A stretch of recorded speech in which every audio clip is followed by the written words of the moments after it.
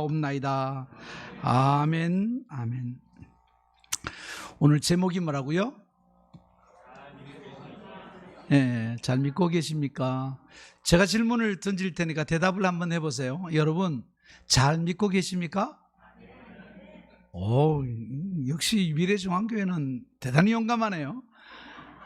다른 분들은 물으면 아이고 내 믿음이 시원찮아서 뭐 이러면서 발을 빼는데 여러분은 아멘 하시네요. 그러면 여러분들 구체적으로 내 믿음이 잘 믿는 참 믿음이라는 걸 뭘로 증명하실 수 있나요? 우리 한국교회가 대체적으로 예수를 잘 믿는 사람이다, 저 사람 믿음이 좋다, 그렇게 말할 때는요, 대부분이 교회 생활에 한정되어 있습니다. 그리고 예배라든지 기도의 열심이라든지 어떤 특별한 은사라든지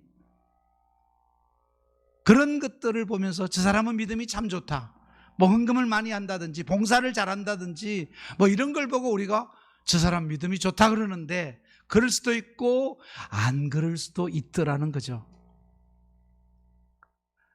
우리가 예수를 잘 믿는다고 하는 것은요, 예수님을 가장 근접해서 닮아 있다는 것이죠. 내가 예수를 잘 믿고 있다는 것은 예수를 잘 닮아가고 있는 중이다. 그게 가장 중요한 겁니다. 그러니까 전인격적인 거라는 거죠. 여러분들이 예배의 목적이 뭐냐? 여러분들이 예수님 닮아가기 위해서 예배가 있는 거지, 여러분들이 예배를 통해서 여러분들의 특별한 희생이나 헌신을 나타내는 게 아니에요. 예배 안에서 내가 얼마나 깨어지고 부서져서 나 아닌 예수로 살아가는 사람이 되어지느냐 하는 것이 예배의 목적입니다. 기도를 많이 한다, 내가 많은 은사를 가지고 있다, 그거 결정적으로 중요한 것은 아니에요. 그런 은사가 없어도 내 성품이 그리스도로 닮아가면 그 믿음이 좋은 거예요. 헌금을 많이 못하지만 그러나 내 삶 전체가 교회 생활뿐 아니라 사회생활 속에서 남들을 구제하고 여러분들이 보다도 모든 물질에 깨끗하고 많은 사람들에게 덕을 세울 수 있다면 그 믿음이 좋은 겁니다. 그렇죠? 그래서 가장 중요한 신앙의 목적은요, 여러분들이 찬송을 부르고 기도하고 예배를 드리고 모든 것의 목적은 여러분들이 예수님 닮아가기예요. 예수님의 성품을 닮아가는 것입니다. 여러분들이 마가복음 4장을 보시면 여러분들 씨 뿌리는 비유가 나오잖아요. 뭐 돌밭에 뿌려졌느냐, 길가에 뿌려졌느냐, 가시덤불에 뿌려졌느냐, 옥토에 뿌려졌느냐는 얘기를 하는데 20절에 가면요, 4장 20절에 가면 옥토에 뿌려진 것에 대한 설명이 나오는데 거기에 매우 특별한 설명이 있다는 것을 아셔야 됩니다. 4장 20절에 보면 좋은 땅에 뿌려졌다는 것은 곧 말씀을 듣고 받아라고 되어 있습니다. 이게 한국말은 너무 최각돼 가지고 원래의 뜻이 전달이 안 돼요. 들었다는 말은 무슨 말이고 받았다는 말은 무슨 말인가? 헬라어로 보면 들었다는 말은요, 호이넨테스 아쿠신토 로곤이라는 말입니다. 어렵죠? 이건 현재 진행형으로 말씀을 계속해서 공급받고 있다는 겁니다. 말씀을 계속해서 듣고 묵상하고 그 말씀과 실험하고 있다는 거예요. 그게 여기에서 듣는다는 말이고, 받는다는 말은 무슨 말인가? 우리가 듣는 것도 어떻게 보면 내 안으로 들어오는 것 같고 받는 것도 내가 받아들이는 것 같은데 그게 아니에요. 정반대예요. 받는다고 하는 말은 카라파라 데콘타이라는 헬라 말입니다. 이건 무슨 말인가 하면 하나님의 말씀을 계속해서 들으면서 내 안에 일어나는 내적인 변화, 인격적인 성숙이 공개적으로 드러나게 한다는 것이 받아라는 뜻입니다.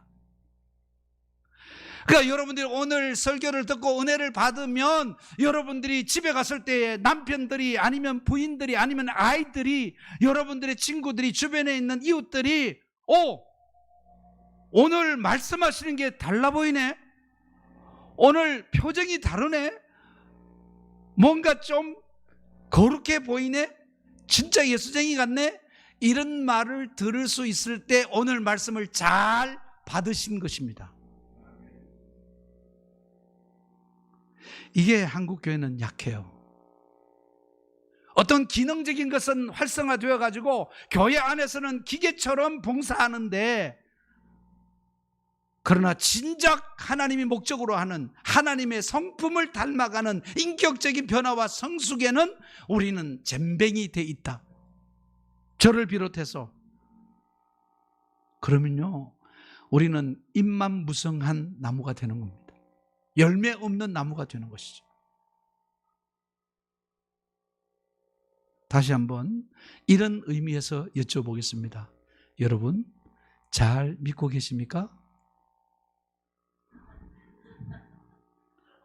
성질이 지랄 같아서 안 돼요, 안 돼.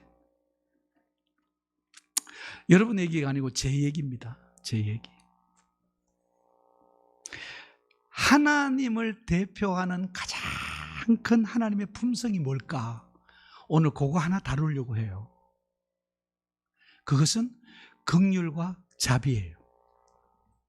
성경에서 하나님의 품성에 대해서 가장 많이 표현하고 있는 게, 하나님은 긍휼히 여기시는 하나님이시다.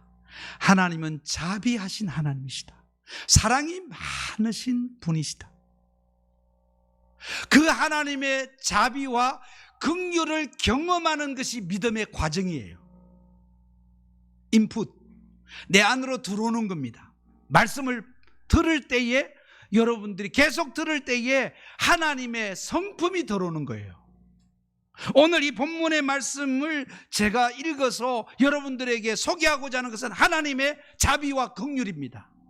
바리새인들의 태도와 정반대에 서 있는 예수님의 태도는, 그 음행 중에 잡혀온 여자조차도 긍휼히 여기고 자비롭게 용서하셔서 그를 변화시키더라는 것입니다. 아주 포악한 남편도, 아주 난잡한 남편도 예수 잘 믿는 마누라 때문에 그가 변화되어서 다시 살아갈 수 있는 삶의 기회가 주어졌더라는 얘기가 우리 안에 있어야 된다는 것이죠.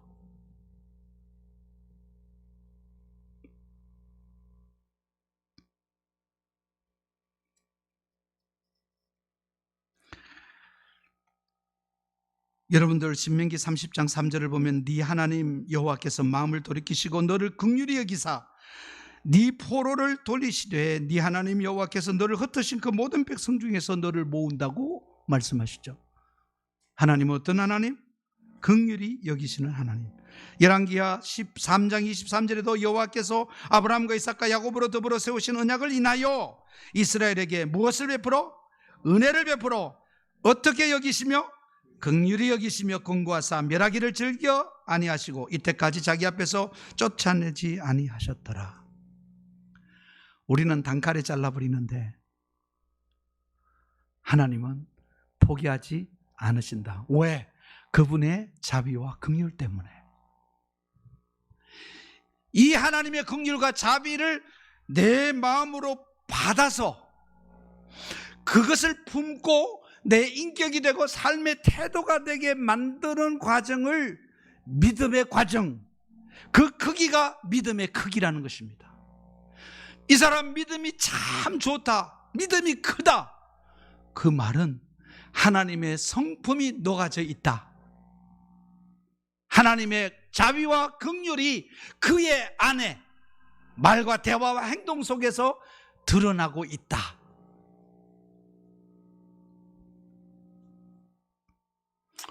예배에 실패하지 않아야 하는 이유, 말씀에 실패하지 않아야 되는 이유, 봉사의 기도의 생활에, 여러분들 모든 신앙생활의 목적은 하나님 닮기, 하나님의 인품에 나를 잠기게 하는 것.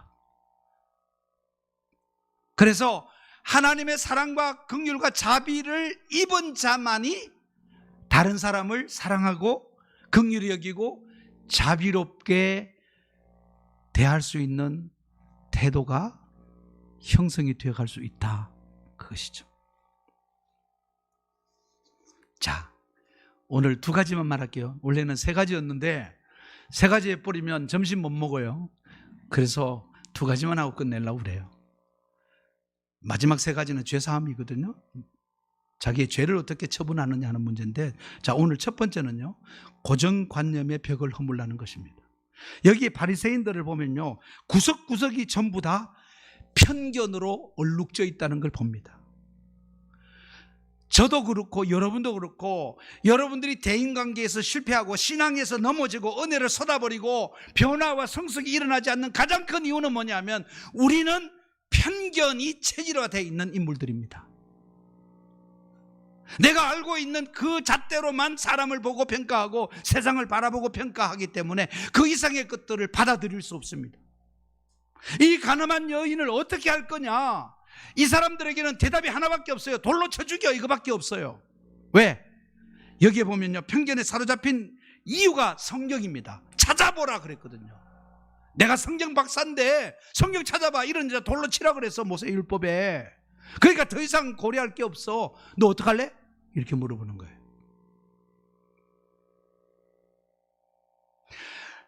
내가 지금 결정한 그 결정이 하나님 앞에 가면 틀릴 수 있다는 것을 생각하셔야 된다는 거예요. 앞을 보고 뒤를 보고 여러분들이 뭐로 재봐도 이거는 정답인데 하나님 앞에 오답일 수 있다. 거의 대부분이. 여기 보세요. 52절에 너도 갈릴리에서 왔느냐? 갈릴리에서는 선지자가 나오지 못한다. 성경이 그렇게 말했다. 왜요? 갈릴리는요, 예루살렘 북쪽에 있거든요. 그 사마리아가 있단 말이에요. 외부에 침입이 많았어요. 그래서 이방인들과 섞여버렸어요. 갈릴리는 부정한 지방 도시입니다. 거기서는 절대로 선지자가 못 난다는 말을 한마디 했다고 이 사람들은 예수님을 갈릴리 사람이라고 그래요. 예수님은 어디서 태어났죠? 베들레헴에서 태어났습니다. 활동을 갈릴리에서 했습니다. 그런데 갈릴리 사람이라고 못 박아요. 예수님은 베들레헴에서 날이라고 했기 때문에 베들레헴에서 났다고 성경 기록하고 있고요. 예수님은 베들레헴 사람입니다. 저는 미국에서, 서울에서 오랫동안 살았지만은 저는 대구 사람입니다. 네. 여러분 목소리 딱 들어보면 알잖아요. 네. 제가 대구에서는 19년 살았었고요.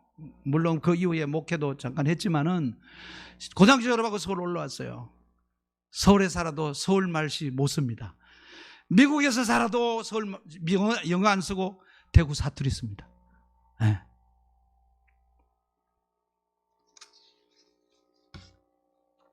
여기 여러분들 내용을 보면요, 그 내용이 전부 다 편견에 사로잡혀 있는 사람이라는 것을 우리가 알 수가 있습니다.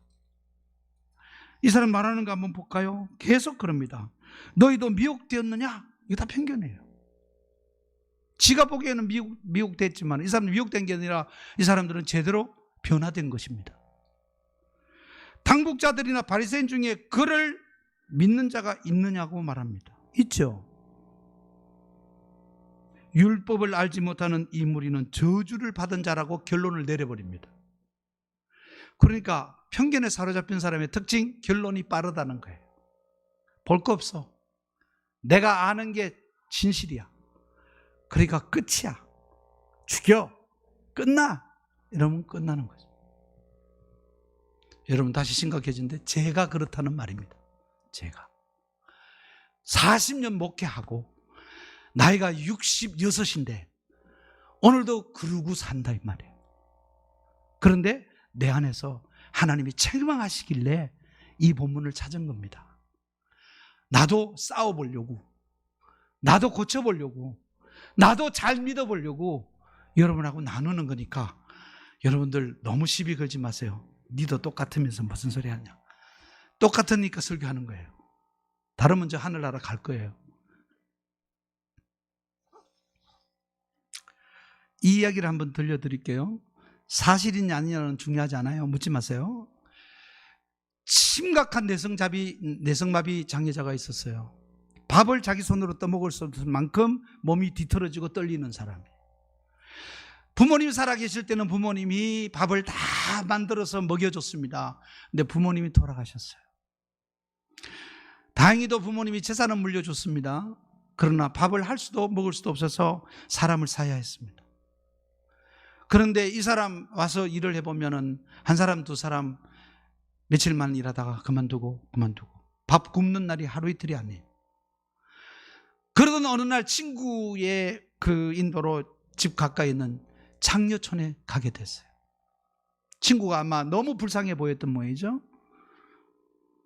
그런데 이 친구가 거기에 들어가서 아가씨가 들어왔는데 아가씨 보고 이렇게 사정을 합니다.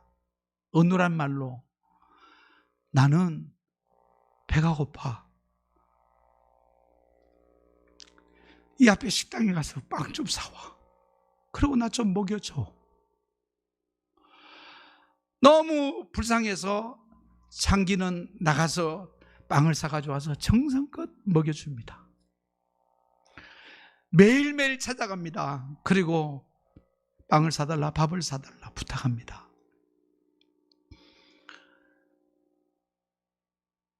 이 남자가 자기에게 정성껏 먹여주는 그 여성에게 사랑을 느끼게 됩니다. 사랑을 고백합니다. 아니, 그동안도 자기를 벌레보다 못하게 여기던 세상에서 자기에게 유일하게 고맙다고 말하고 따뜻한 시선을 보내주고 자기에게 사랑을 고백하는 이 남자와 결혼을 하게 됩니다. 그리고 행복하게 잘 살았다는 것입니다. 사실이냐? 저도 모릅니다. 사실이었으면 좋겠어요. 제가 이 이야기를 읽고 제 아이들에게 편지를 보냈습니다. 이 내용이 성경이다. 이것이 기독교다. 교회는 이래야 되고 가정도 이래야 된다. 아버지가 집에 장녀가 들어오라고 그러나?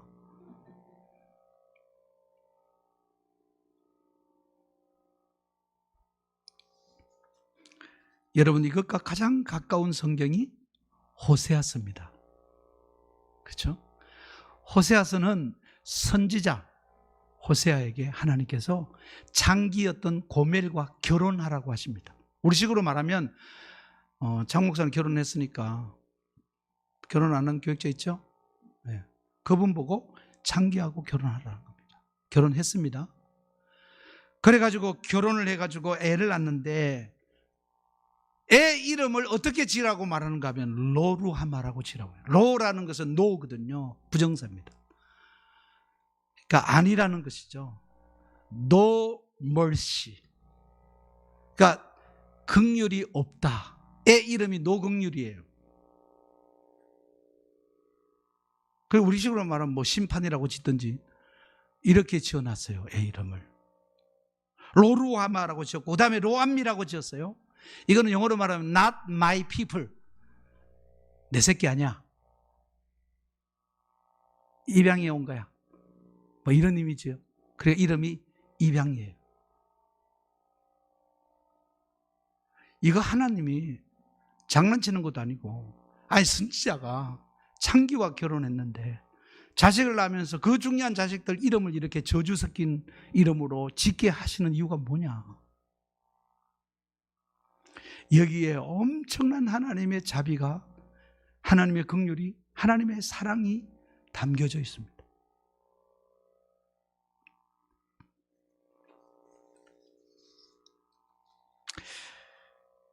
제가 대구에 내려가서 다닐 교회를 결정하려고 몇 교회를 다니면서 제일 가고 싶었던 교회가 있었어요. 대구에서 가장 부흥하고 제가 존경하던 신학자이고 그리고 목회자인 목사님이 섬기는 교회에 갔는데 첫날 열왕기상 18장 설교를 했어요. 엘리야 설교를 했어요. 거기에 보면 열왕기상 18장 21절에 엘리야가 모든 백성에게 가까이 나아가 이르되 너희가 어느 때까지 둘 사이에서 머뭇머뭇 하려느냐, 여호와가 만일 하나님이면 그를 따르고 바알이 만일 하나님이면 그를 따르라. 이렇게 된 말씀을 읽으면서 제목이 여호와만 선택하라더라고요. 그래서 목사님이 핏대를 올려가지고 저처럼 이렇게 말씀하시는 거예요. 여러분은 여호와를 선택할 겁니까? 아니면은 우상을 선택할 것입니까? 나와 내 집은 여호와를 선택했습니다. 여러분은 누구를 선택할 수 있습니까? 오늘 이 자리에서 결단하셔야 됩니다. 하나님을 선택합시오. 아멘. 저는 노멘 하고 쓰러진 거예요. 무슨 말을 저렇게 하나? 성경이 어디 그런 게 있냐? 이게 편견이에요. 편견이라고. 목회자들도 편견을 갖는 거예요. 성경은 그 말 하려고 하는 게 아니에요. 그 바로 뒤에 보면 백성이 말 한마디도 대답하지 아니한지라가 하나님이 지금 이 성경을 통해서 말씀하고 싶은 거예요. 그렇게까지 보여주고 엘리야가 죽음을 무릅쓰고 생명을 걸고서 그들에게 보여주고 요구를 했는데도 인간들은 한마디도 대답 안 하는 존재라는 얘기를 하는 거예요. 로루하마, 로암미라는 거예요. 우리 모두는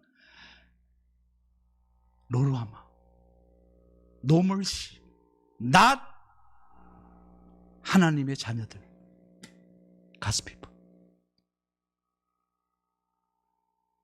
왜 그러면 그렇게 하나님께서 이름을 지었는가 하면 너 본래의 모습을 잊지 마. 너는 하나님의 자비 없이 살았던 자야. 너는 하나님의 택하심을 입지 못하고 살았던 자를 하나님께서 너를 불쌍히 여겨서 구원하신 거야. 그러니까 네 아이들을 보면서도 한시도 잊지 마. 너는 하나님의 긍휼과 자비가 아니면 살아남을 수 없어. 구원을 받을 수 없어. 여러분, 우리 칼빈주의 5대 교리에서 뭐라고 그래요? 전적인 하나님의 은혜라고 그러잖아요. 우리의 구원은. 우리가 구원받을 조건이 있습니까? 여러분들의 믿음, 그 모든 것의 기초가 여러분의 행위에 있습니까? 하나님의 행위에 있습니까? 하나님의 행위에 있는 거예요. 하나님이 의로우시니까 나도 의롭다 함을 얻는 거예요. 뭐로? 믿음으로. 자꾸 여러분한테 맞추면요, 언제 깨어날지 몰라요. 왜?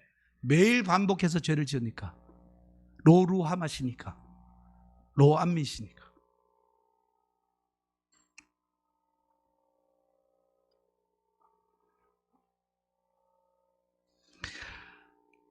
여러분들이 오늘 기억하실 것은요, 우리는 하나님의 자비와 긍휼이 없으면 꽝이다. 저보고 아까 전에 목사님 늙을수록 멋있다 그러는데 아무리 멋있어 소용없습니다. 꽝이에요. 아, 목사님 참 의로우시고 목사님 참 진짜 목사님이시고 꽝입니다. 아무 소용없어요. 지금 내 안에 예수 그리스도로 인하여 내 가슴이 요동치고 있는가? 그 은혜가 강같이 흐르고 있는가? 그의 자비와 긍휼이 내 모든 것을 녹여서 다른 사람을 정죄하지 않을 수 있게 만들고 있는가? 하나님이 나를 스탑! 죄에 대해서 스탑 시켜주시고 의에 대해서 행동할 수 있도록, 죄에 대해서는 죽은 자요 의에 대해서는 산 자로 살아갈 수 있도록 하나님이 오늘도 내게 자비와 긍휼을 베풀어 주시고 그 자비와 긍휼이 내 모든 전인격을 사로잡고 있는가가 중요한 것입니다. 점점 더 편견에서 자유로워지셔야 됩니다. 우리 남편은 안 돼. 내 자식 저 새끼들은 안 돼. 저놈은 안 돼. 이런 우리의 모든 생각에서 떠나야 된다. 될 수 있어. 나도 되는데, 나도 하나님이 구원하시는데 그 누구를 구원하지 못하실까? 기회는 영원히 있는 거야.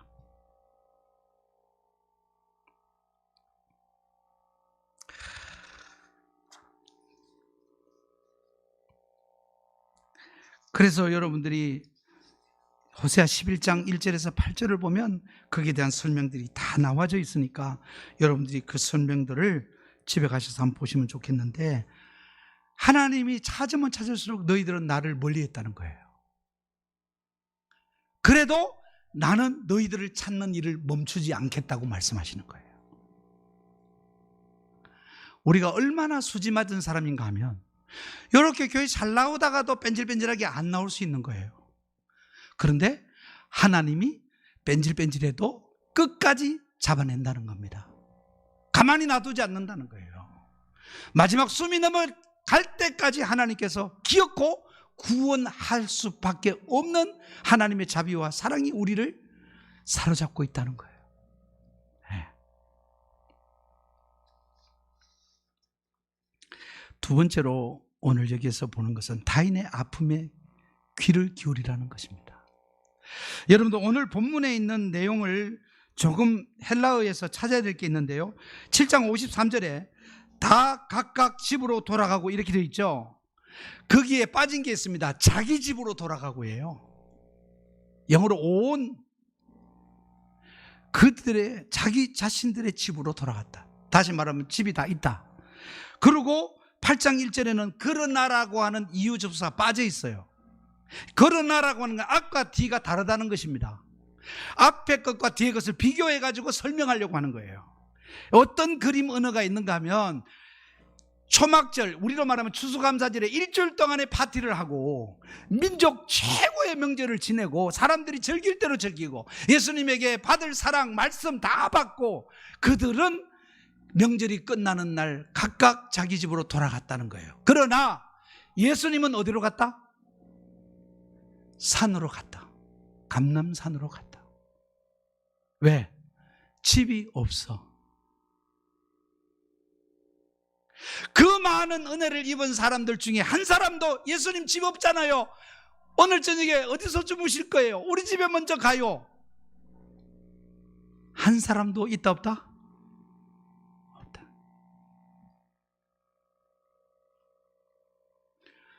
제가 이거 읽다가 꽉 매여서 그렇게 울었어요.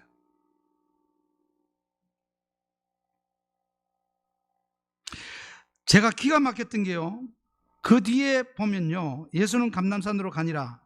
그리고 아침에 다시 성전으로 들어왔다. 이게 예수님의 성품이에요. 나한테 그렇게 은혜를 받고 집으로 다 돌아갈 때는 나보고 어디 가서 주무실 거냐고. 그래서 나는 산에 갔다가 자고 왔는데 저 같으면 안 갈 것 같아요. 지난 1년 동안 안 오듯이 안 가버리고 갔다. 섭섭해서.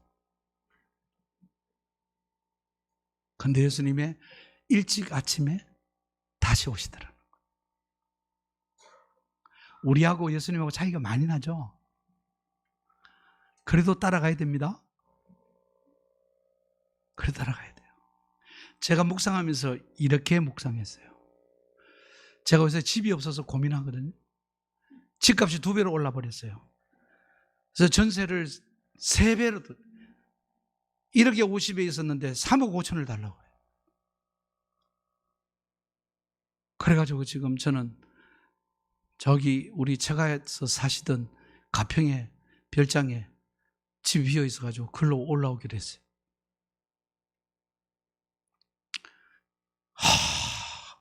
집에 노이로제가 걸려버렸어요.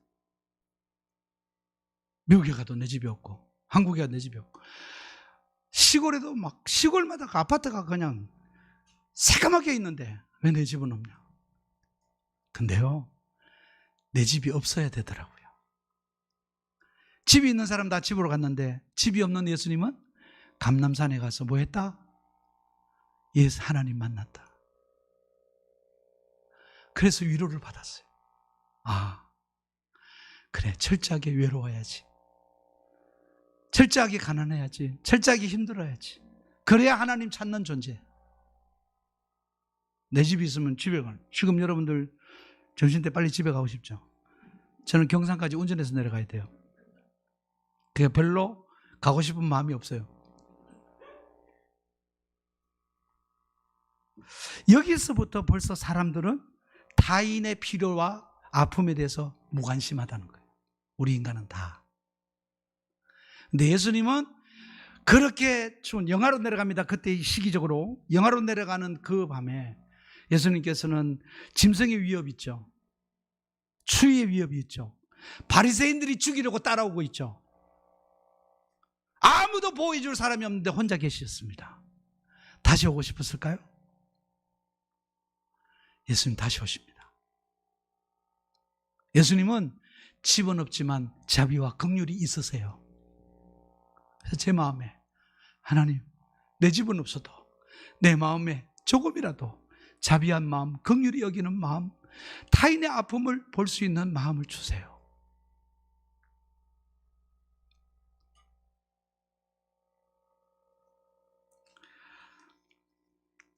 제가 최근에 고통을 당했습니다. 여러분 아시다시피 저는 공황장애로 5년간 약을 먹었어요. 제가 왜 사임을 했는가 하면 숨을 쉴 수가 없었어요. 여러분들 모여있는 이 교회에 들어오면 더 제가 숨이 막혀가지고 질식할 것 같았어요. 그래서 사임하고 시골로 내려갔어요. 제가 가지고 있는 이 병은 사람을 멀리하는 병이에요. 사람이 무서웠어요. 두려웠어요. 사람에게 너무 많은 상처를 받고 밟힘을 당해서 저는 그렇게 떠나갔어요. 철저하게 옹벽을 치고 살았어요. 그런데 하나님께서 제게 날마다 말씀으로 야단치시고 위로해 주시고 이끌어 주셨어요. 그래서 제가 약을 끊은 지 한 달 됐습니다. 이거 오래 먹으면 치매가 생길 수도 있다고 그러고, 요즘 뭐 가끔 제가 안경을 들고서도 안경 찾고, 전화기 들고서도 전화기 찾고, 너무 이게 빈번해지고 그러니까, 우리 어머니 또 치매로 지금 앓고 계시니까 치매가 얼마나 무섭다는 거 알잖아요. 그래서 제가 치매가 걸릴 것 같아서 우리 아내가 미국으로 간 그날부터 지금까지 한 달 넘게 끊고 매일 2만 보를 걷습니다. 맨발로. 그래 발이 지금 다 부러졌어요. 피가 나고. 그래도 건강이 좀 좋아지는 것 같아요. 약 끊으면서 너무 힘들었어요. 그런데 제가 친구들에게 하는 말이 있어요. 사람이 죽어서 이름을 남긴다는 말은 잘못된 거다. 지 이름 남기려고 인생 사는 거 아니다. 사람은 죽어서 사람을 남기는 거다. 내가 얼마나 잘 살았냐는 내가 얼마나 훌륭한 사람들과 교제하며 그들을 선한 길로 이끌었느냐. 그것이 인생의 목적이다. 그것이 믿음의 크기다. 자식들을 잘 키우고 사회에 영향력 있는 사람으로 만들고 내 주변에 있는 사람들 돌이켜서 이런 창기 같은 사람을 아주 요조숙녀 같은 그런 숙녀로 만들어내고, 그죠? 그런 장애자들을 이 세상이 다 버리는 것이 아니라 당신에게도 삶에 충분한 기회가 있다는 것을 가르쳐주고, 그렇게 해서 많은 사람들을 더 행복하게, 그리고 자기보다 못한 사람을 돌아볼 수 있도록 만들어가는 것이 나의 믿음의 여정이다. 나의 믿음의 크기다. 이제부터 나 그런 사람 만드는 1일 3선을 하겠다고 친구들에게 선포를 했어요.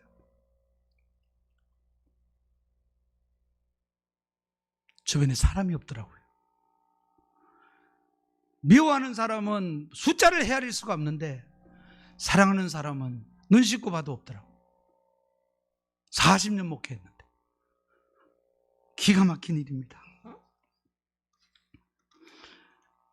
조금 문제가 있으면 잘라버리면 끝나요. 가장 쉬운 방법입니다. 내게 조그마한 권력이라도 있으면 내 죄를 숨길 수 있고 사람을 무시할 수 있고 잘라버릴 수 있어요. 그러나 이제 정말 모든 걸 다 읽고 나니까 내 주변에 사람이 없는 게 내가 병든 거라는 사실을 알았어요.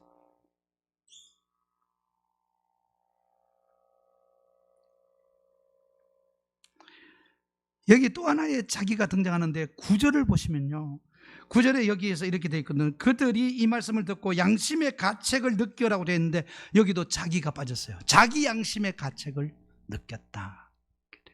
믿음은 뭐냐? 양심의 가책을 느끼는 겁니다.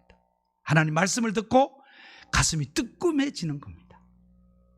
자기 양심. 남 이야기할 필요 없어요. 요새 내로남불이라는 말이 많이 등장하는데 그거는 이 세상 사람들이 교만해서 그래요. 교만해서 그래요. 권력이 있으니까 숨길 수가 있어서 그래요. 정말로 세상에서 최고의 밑바닥까지 내려가면요, 선택의 길이 없어요. 하나밖에 없습니다. 내가 잘못했습니다. 이 말밖에는 살아남을 방법이 없습니다. 그런데 그게 정답입니다. 내가 신앙이 좋다는 말은 어떤 말인가 하면 하나님 내게 아무 길이 없습니다라는 걸 인정하는 것입니다. 나는 심판받아 마땅한 죄인입니다라는 것을 인정하는 것밖에 없습니다. 그럴 때 다른 사람이 보이기 시작하는 겁니다. 다른 사람이 불쌍히 여겨지기 시작하고 같은 아픔을 나누고 싶은 생각이 드는 겁니다. 너희들 중에 누구든지 죄 없는 자는 돌로 치라.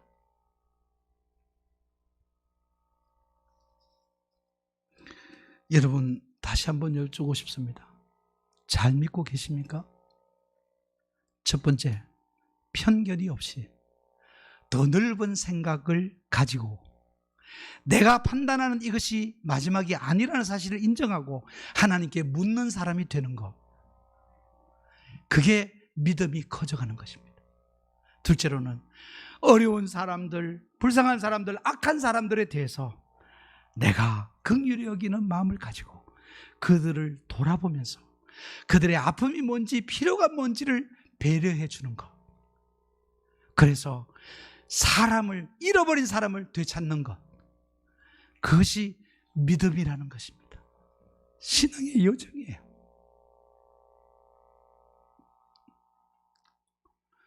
친구들을 불러 모았습니다. 6명이 되더구만요. 6명이서 1박을 하면서 부산으로 여행을 갔습니다. 제가 직접 운전을 해가지고 제 차가 7명이 탈 수 있거든. 가지고 갔어요. 부산에 제가 잘 가는 음식점들 다 데리고 다니면서 친구들하고 하룻밤을 같이 잤습니다. 이 호텔을 잡아주고 다 해서. 친구들이 뭐 50년 만에 만난 친구, 초등학교 때 친구들이니까 만난 친구들이 이 세상에서 이렇게 즐거웠던 때가 없고 유익한 때가 없었다. KBS 부사장인 친구는요, 제 말에 은혜를 받아가지고 서울에 올라오면 연락해라 그래서 연락을 했더니 점심 먹자고 갔더니 네 이야기를 우리 아내하고 했더니 우리 같이 울면서 우리 장 목사한테 한 번도 도와준 적이 없다. 그래서 1,000만 원을 저한테 가져왔어요. 초등학교 친구가. 내가 그들을 돌아보기 시작하니까 그들이 날 돌아보기 시작하더라. 사랑하는 여러분, 미워하면 그걸로 끝이고 파멸의 길로 갑니다. 그러나 배려하면 여러분은 그때부터 새로운 시작이 있을 수 있습니다. 데려갔던 친구, 그 이유가 한 친구가 어릴 때 가장 잘 살았어요. 아버지가 대구에서 제일 큰 외과 병원 원장이었습니다. 고등학교 다닐 때 영어 한다고 집에 미국인이, 현지인이 그 집에 상주했습니다. 학교 올 때 얘 외제차를 타고 왔고요, 지각하면 앰뷸런스 타고 왔어요. 그런 친구가 쫄딱 망해서 홍콩 마카오에서 길거리를 배회하다가 여행사하는 친구한테 발견이 돼가지고 친구가 비행기를 끊어가지고 바로 데려와서 원베드 원룸을 얻어주면서 국가에서 기초생활 수급자로 최저 95만 원을 받는. 보니까 이빨이 하나도 없어요. 밥을 못 먹어요. 죽만 먹는 거예요. 그래서 제가 친구들하고 제안해서 제가 가는 우리 교회, 옛날 교회 장로님 치과병원에서 이빨을 해드렸습니다. 그 이빨을 하고 난 다음에 너 뭐 먹고 싶나 그랬더니 고기 먹고 싶다 그랬어. 점심 저녁을 다 고기를 먹는데 환장을 하더라고요. 이 친구는 가정이 깨졌습니다.